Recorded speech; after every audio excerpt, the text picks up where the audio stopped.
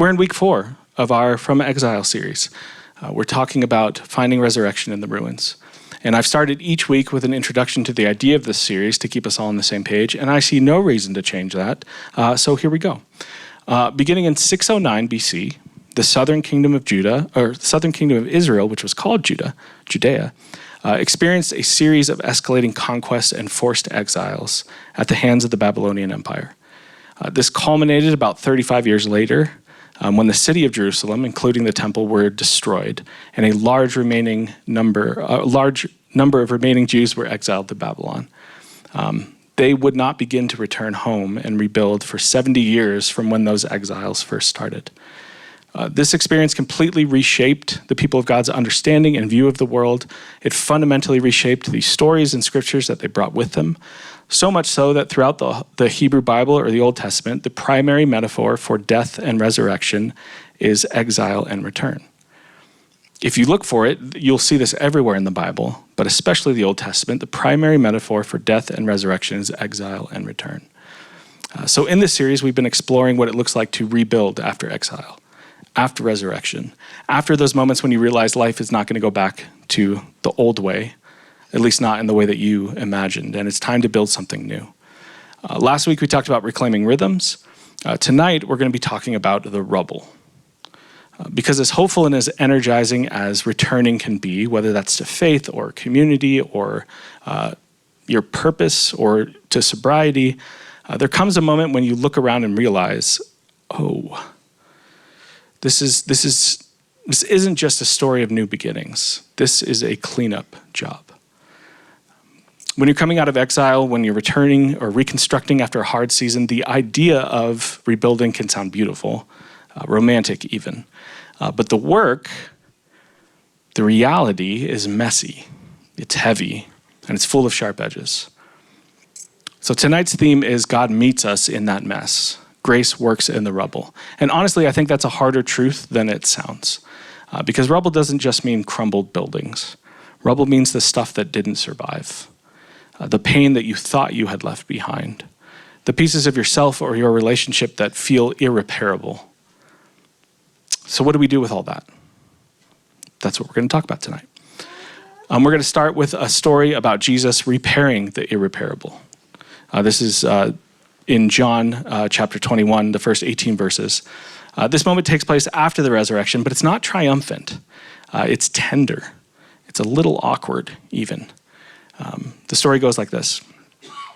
Jesus appeared again to the disciples, this time at the Tiberias Sea, the Sea of Galilee. And this is how he did it. Simon Peter, Thomas, nicknamed Twin, Nathanael from Cana in Galilee, the brothers Zebedee, and 2 other disciples who just don't get to be named, were together. Simon Peter announced, "I'm going fishing." The rest of them replied, "We're going with you." They went out and got in the boat. They caught nothing that night. When the sun came up, Jesus was standing on the beach, but they didn't recognize him. Jesus spoke to them, "Good morning. Did you catch anything for breakfast?" They answered, "No. Thanks for bringing it up." He said, "Throw the net off the right side of the boat and see what happens." They did. They did what he said. All of a sudden, there were so many fish in it, they weren't strong enough to pull it in. Then the disciple Jesus loved said to Peter, "It's the master." When Peter realized that it was the master, he threw on some clothes, for he had stripped for work, and dove into the sea. Not the usual order of operations, get dressed and then jump into the sea, but hey. The other disciples came in by boat, for they weren't that far from land, which I think is just a funny detail to throw in there. Like, Peter, you didn't have to do that. We weren't that far away. 100 yards or so, pulling along the net full of fish. When they got out of the boat, they saw a fire laid and fish and bread cooking on it. Jesus said, "Bring some of the fish you just caught." Simon Peter joined them and pulled the net to shore, 153 big fish. And even with all those fish, the net didn't rip. Jesus said, "Breakfast is ready." Not one of the disciples dared ask, "Who are you?" They knew it was the master. Jesus then took the bread and gave it to them. He did the same with the fish. This was now the 3rd time Jesus had shown himself alive to the disciples since being raised from the dead.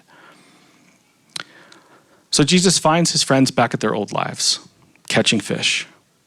He surprises them on the beach by recreating one of the first miracles that he used to draw them to him, a miraculous catch of fish after a night of not catching anything. And they instantly recognize their friend. Jesus makes breakfast for his disciples on the beach, and now he turns his attention to Peter. Peter, the one who said, "Even if everyone else leaves you, I won't." And then soon after did just that, denying he even knew Jesus 3 times in a single night by a fire. And now here they are, sitting around a charcoal fire. The last time Peter was near one of those, he was swearing he didn't know who Jesus was. Now Jesus is doing the asking. If we keep reading, it says, after breakfast, Jesus said to Simon Peter, "Simon, son of John, do you love me more than these?" Side note, there's a lot of debate about what he's saying by these, what he's referring to. I honestly think he's talking about the fish, and I'll tell you why in a second. But do you love me more than these? Yes, Master, you know I love you. Jesus said, feed my lambs. He then asked a second time, Simon, son of John, do you love me? Yes, Master, you know I love you. Jesus said, shepherd my sheep. Then he said it a third time, Simon, son of John, do you love me? Peter was upset that he asked for the third time, do you love me? So he answered, Master, you know everything there is to know. You've got to know that I love you. Jesus said, feed my sheep. 3 denials, 3 questions, 3 commissions. It's not a coincidence. This is Jesus doing deep restoration work. He's not sweeping Peter's failure under the rug. He's not shaming him either, but he's revisiting the exact place where things fell apart and building something new in that spot. It's not just about what's being said in this scene either. It's where it's happening, right? Jesus recreates the scene of Peter's betrayal. The same fire, same questions, same tension, but this time it's healing, not heartbreak. Smell is the strongest sense tied to memory, which is kind of a bummer because I have a terrible sense of smell, but have you ever randomly smelled something and it instantly gives you flashbacks? Thankfully, I can actually smell this. Right now we have this dish soap that smells a lot like the perfume my mom used to wear when I was a kid, which is kind of strange, but it's such a trip. Like every time I wash dishes or wash my hands at the kitchen sink, I'm transported right back to memories of my childhood with my mom. So when Peter breathes in that smoke, it probably hits like a gut punch. He's not just hearing Jesus' words, he's being transported back to that night when he broke his own heart. And Jesus is doing that on purpose, not to punish, but to redeem. Jesus doesn't avoid that moment of pain, he steps directly into it. He doesn't restore Peter in a temple with a sermon. He does it over a casual seaside breakfast. And the contrast is stunning. Peter denied Jesus in a charged courtyard. Jesus restores him on a quiet beach. This is the kind of Savior we're dealing with. Not a shamer, not a performance coach, but someone who makes space at a fire and says, let's try this again. And here's what's wild. This isn't the first time Peter has gone back to fishing, which I think is why Jesus is asking him that question. This is a pattern for Peter. When things fall apart, when hope collapses, when the future feels foggy, Peter goes back to the boat. We see this happen a few times throughout Peter's story, Peter going back to being a fisherman. Because in the boat, things make sense. He's competent there. He doesn't have to hope. He just has to fish. We all have a version of that boat, right? The thing that we return to when we feel disqualified. The space where we can pretend that we're in control. The old patterns that don't ask much of us. But every time Peter goes back to fishing, Jesus shows up. Not to guilt trip him, not to lecture him, but to restore him. As Rowan Williams, an Anglican theologian and author, once wrote, forgiveness is not a way of forgetting, it's a way of remembering. Remembering and letting go so that you can be set free to live. That's exactly what Jesus is doing here. He doesn't pretend that Peter's past didn't happen. He remembers it with him. And then he gently lets it go and makes space for Peter to live again. This is grace that gets dusty. Grace that smells and smells like smoke and fish. Grace that sits beside the mess and says, let's rebuild here. That's Jesus after his resurrection. Now let's rewind to the Old Testament, to Nehemiah 4. If you remember from last week, Nehemiah returns to Jerusalem after exile with one mission, to rebuild the city walls. And at first, things look promising. People are motivated, work begins, but then opposition starts. Not just from the outside, there are neighbors threatening them and mocking them, but opposition starts from within as well. There's exhaustion, there's fear, there's discouragement. If we're going to read from Nehemiah 4, starting at verse 6, which says this, So we rebuilt the wall till all of it reached half of its height, for the people worked with all their heart. But when the Samaritan leaders, the Arabs, the Ammonites, and the people of Ashad heard that the repairs to Jerusalem's walls had gone ahead and that the gaps were being closed, they were very angry. They all plotted together to come and fight against Jerusalem and stir up trouble against it. But we prayed to our God and posted a guard day and night to meet this threat. Meanwhile, the people in Judah said, The strength of the laborers is giving out, and there's so much rubble that we cannot rebuild the wall. That line right there, there's so much rubble that we can't rebuild, cuts deep. Have you ever felt that? That the mess is so big or the pain is so deep, the betrayal, the loss, the baggage, it's all so overwhelming that you can't even imagine what rebuilding would look like. Sometimes it's not the opposition that breaks you, it's the sheer volume of rubble. I've been right there. At the darkest moment of my addiction, I looked around my life and all I could see was what was broken. It felt like every aspect of my life was in shatters, and I felt like everything I touched, I destroyed. I couldn't even think about rebuilding. I was just so overwhelmed by the ruins of my life. Maybe you've been there too. Maybe you're there now.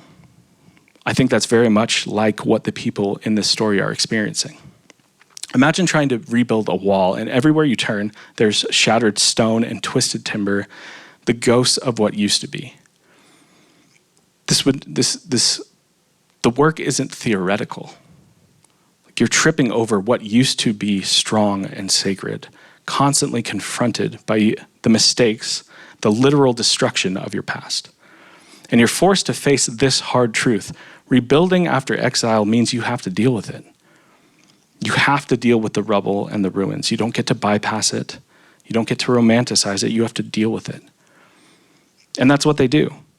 Nehemiah doesn't say to them, take no notice of the magnitude of all this destruction. Ignore the threats all around us. Just think positive. He acknowledges the danger. He posts guards. He arms the workers. He restructures the entire workflow. If we keep reading in verse 14, it says, After I looked things over, I stood up and said to the nobles, the officials, and the rest of the people, don't be afraid of them. Remember the Lord who is great and awesome, and fight for your families, your sons and your daughters, your wives and your homes. When our enemies heard that we were aware of their plot and that God had frustrated it, we all returned to the wall, each to our own work. From that day on, half of my men did the work, while the other half were equipped with spears and shields and bows and armor. The officers posted themselves behind all the people of Judah who were building the wall. Those who carried materials did their work with one hand and held a weapon in the other, and each of the builders wore his sword at his side as he worked. This is kind of a striking scene. Like the people literally build with one hand and carry a weapon with the other. Why? Because they're vulnerable, but they're determined. That detail always strikes me because I think it's exactly what rebuilding feels like. It's part courage, it's part defense mechanism. One hand laying bricks, the other protecting your heart. They don't stop building though, because sometimes courage isn't about confidence. It's about continuing the work while you're scared, while you're uncertain, while you're surrounded by mess. So let's pause here for a minute and let's name some of the rubble that we carry around or that we trip over. There's personal rubble, regrets that haunt us, grief that's still buried, patterns we've outgrown but haven't figured out how to let go of yet. There's relational rubble, friendships that have imploded, churches that hurt you, families that fractured and never healed, significant others that used or abused or betrayed you. There's communal rubble, there's injustices, there's division, there's corruption, there's unspoken pain that everyone feels but no one names. And sometimes the rubble is sin that we just haven't been honest about. Not the obvious failures, but the patterns that we've quietly excused.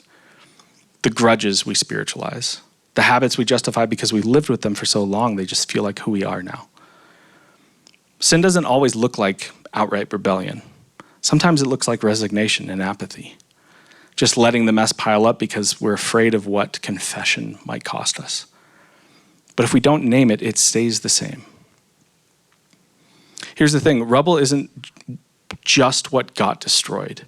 It's what's in the way now. It's what keeps you from seeing clearly, from moving freely, from believing deeply. It's unresolved sin, both things that we've done and things done to us. Sin that needs forgiveness in order to stop weighing us down. So maybe the question isn't just what's broken. Maybe it's what's blocking you now. Maybe that's a broken relationship that still shapes how you trust or maybe don't trust.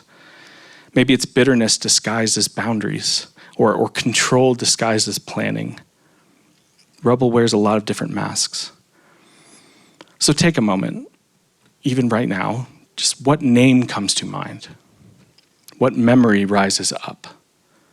What weight do you feel in your chest when you think about rebuilding?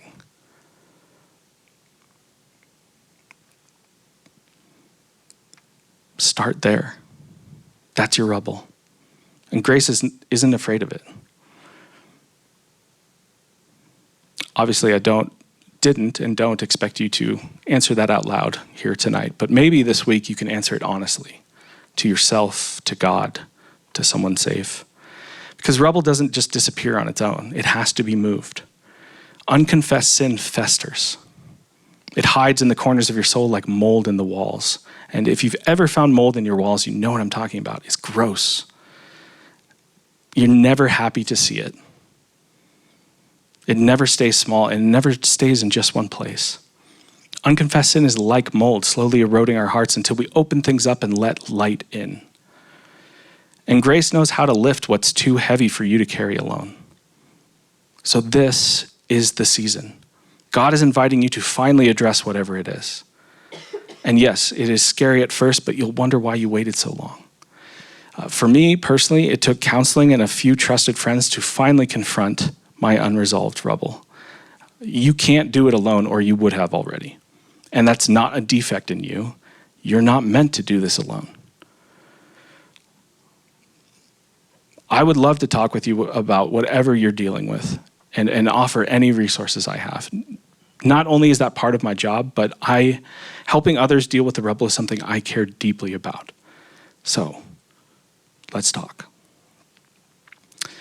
Back to Jesus and Peter. I want you to notice what Jesus doesn't say. He doesn't say to Peter, "You're forgiven, now let's never talk about that again." He doesn't say, "Let's just move on." He brings Peter back to that moment of failure, but he doesn't leave him there. Jesus walks Peter through his pain and then commissions him. He says, "Feed my sheep." The translation there is, you're not disqualified. Like, you're called right here in the mess. Again, this is grace that gets dusty. This is what's so staggering about it, is that grace doesn't wait for Peter to clean himself up. Jesus doesn't even wait for Peter to admit that he's done anything wrong. It doesn't require a grand confession or a perfect comeback story. Jesus doesn't erase Peter's past. He builds something new on top of it. He does this not by ignoring the failure, but by confronting it with love. This is what resurrection makes possible. This is the grace God extends to us. Grace that isn't scared of the rubble. Grace that rebuilds from that place of failure.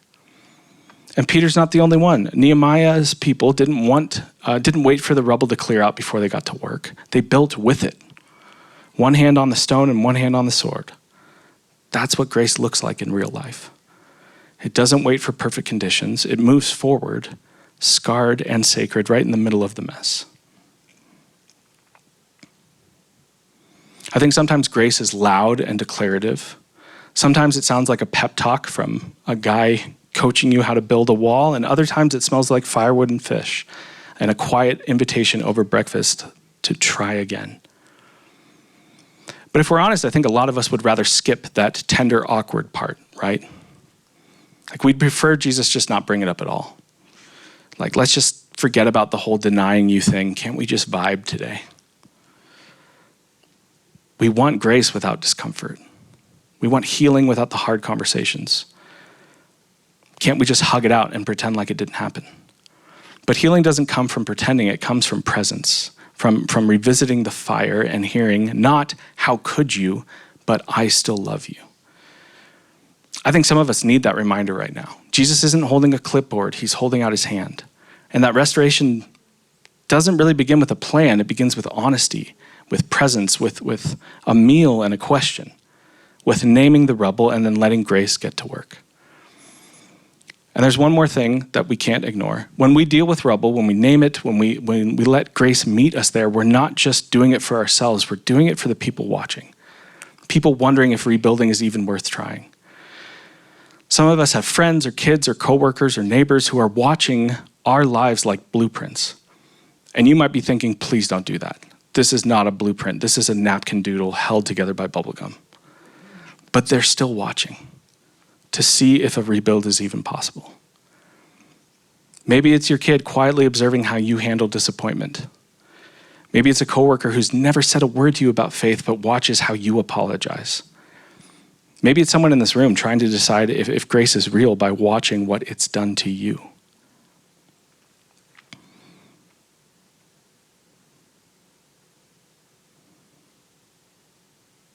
The way you name your rubble, the way you let grace work on you might give someone else permission to stop hiding theirs. So no pressure, but also this matters more than just you. You honestly might be the catalyst for someone else's healing.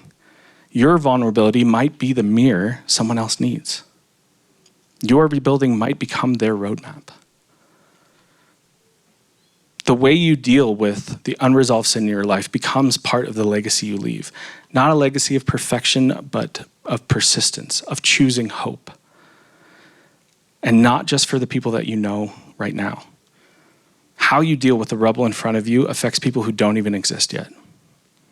Nehemiah and the people's persistence to rebuild the city directly changed the trajectory of billions of lives. We don't rebuild alone. And we don't rebuild just for ourselves. We're part of a bigger story than us, a story that makes resurrection visible to others, one stone at a time. So how do we live this out? What do we do with this? As you know, each week we've been offering a small resurrection habit, a doable practice that moves us toward life.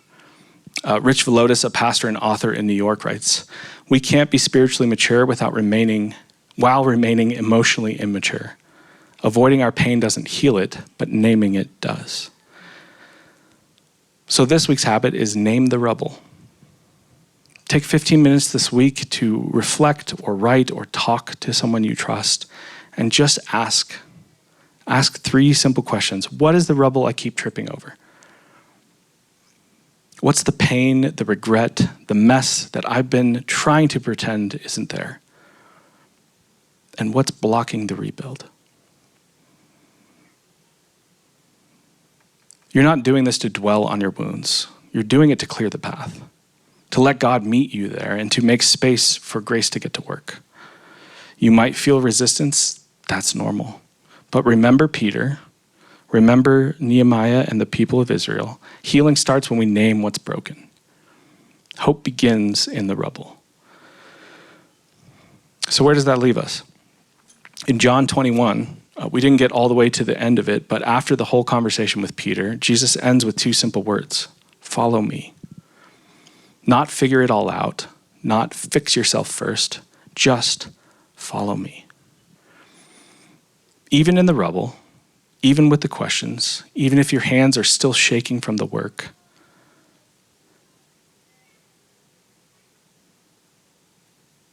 Nehemiah's story continues. The wall gets finished, not without setbacks, not without cost, but the rubble doesn't win. Neither does Peter's failure. He becomes a pillar of God's people, not because he was perfect, but because he let grace rebuild him. And so can you. So whatever rubble you're carrying, whatever brokenness you're facing, you're not disqualified. You're not alone. You're invited to keep building. The grace that gets dusty is still waiting by the fire. All you have to do is bring what's broken. This week, name the rubble. Open up and let the light in. Let grace into the mess. And while you do so, remember this isn't the end of your story. It's just the next stone in the rebuild. Would you pray with me?